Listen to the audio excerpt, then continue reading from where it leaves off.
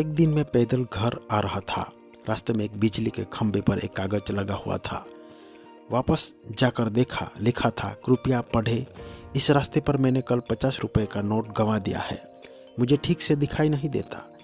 जिसे भी मिले कृपया इस पते पर दे सकते हैं। यह पढ़कर पता नहीं क्यों उस पते पर जाने की इच्छा हुई। पता याद रखा। यह उस गली के आखिरी में एक घर था। वहां जाकर आवाज लगाई तो एक वृद्धा लाठी के सहारे धीरे धीरे बाहर आई। मुझे मालूम हुआ कि वह अकेली रहती है। उसे ठीक से दिखाई नहीं देता। माँ जी, मैंने कहा, आपका खोया हुआ 50 मुझे मिला है, उसे देने आया हूँ। यह सुन वह वृद्धा रोने लगी। बेटा, अभी तक करीब 50-60 व्यक्ति मुझे 50-50 दे चुके हैं। मैं पढ़ी लिखी नहीं हूँ, ठीक से दिखाई नहीं देता। पता नहीं कौन मेरी हालत को देख मेरी मदद करने के उद्देश्य से लिख गया है।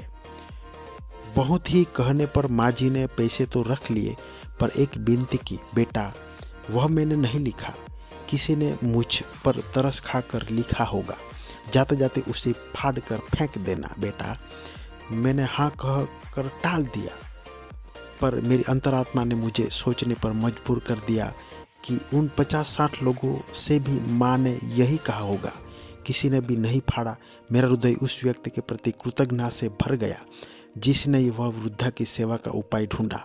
सहायता के तो बहुत सारे मार्ग हैं, पर इस तरह की सेवा मेरे हृदय को छू गई और मैंने भी उस कागज को फाड़ा नहीं। मदद के तरीके कई हैं, सिर्फ कर्म करने की तीव्र इच्छा मन में होनी चाहिए। धन्यवाद।